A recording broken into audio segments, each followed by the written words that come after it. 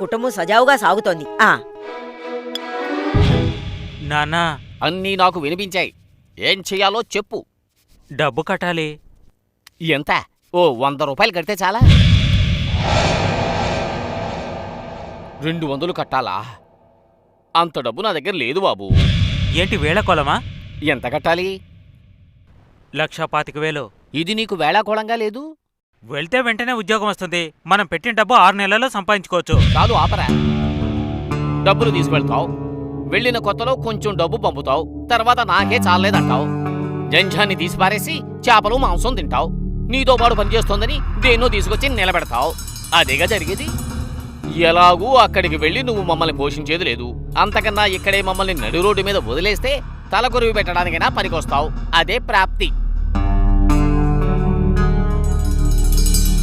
పళ్ళెం చేసే శబ్దాన్ని బట్టి ఎంత చిల్లర పడిందో చెప్పేయగలను. మంచాన పడితే పైసా ఇచ్చే గతి లేదు. అలాంటి బతుకురా ఇది. ఏదో గుడిమాన్యం అవడం వల్ల ఈ ఇంట్లో ఉంటూ రోజులు నెట్టుకొస్తున్నాం. 1,25,000 ఖర్చు పెట్టి అక్కడికి వెళ్ళి చెంచడానికి బదులు ఖర్చు లేకుండా ఇక్కడే చెంచొచ్చు.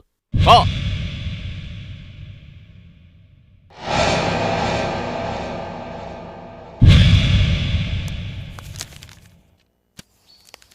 రా మహేంద్ర. తెల్లారితే చాలు ఇంటింటికి వెళ్ళి నోటీసు ఇవ్వడం, సాయంత్రం అయితే తీర్థం పుచ్చుకోవడం. కరెక్టా? లేదయ్య గారు, నేను ఇప్పుడు తాగడం మానేశాను. అది నిజమే. కటింగ్ కొడితే అది తాగుడు లిస్టులో చేరదు, అంతే కదా? ఇలా బిట్ నోటీసులు ఇస్తున్నావే, దానికి ఎంత డబ్బు ఇస్తారు? ఇది పని కదయ్య గారు, సేవ చేస్తున్నాను. అంటే? దేవుడి కోసం చేస్తున్నది. అయితే ఈ నోటీసులన్నీ నువ్వు దేవుడికే కదా ఇవ్వాలి. ఆగు, అడుగుతుంటే జవాబు చెప్పకుండా వెళ్ళిపోతున్నావే. 2 మాటలు మాట్లాడి వెళ్ళిపో. ఈ నోటీసులో ఉన్నదంతా దేవుని వాక్యాలే. సమయం ఉంటే చదివి చూడండి. అది సరే, ఒక రకంగా ఈ నోటీసే బెటరు.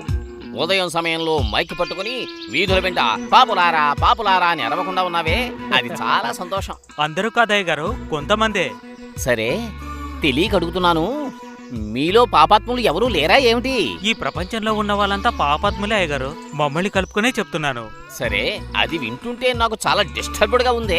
అయ్యగారు, ఒక గుంపులో ఉండి పోలీస్ పోలీస్ అని అరిస్తే అక్కడ ఉన్న వాళ్ళలో ముందు ఎవరు పరిగెడతారు? ముందు మీరు డిస్టర్బ్ అవ్వకుండా చూసుకోండి. Praise the lord Jesus. వస్తానయ్యగారు. దేవుని నోటీసుల్ని చేతులతో పట్టుకోగానే తాగడం మానేసినట్టుగా ఉన్నాడే. మనకొద్దు బాబు. నేనిప్పుడు చక్రవర్తిని, అందుకని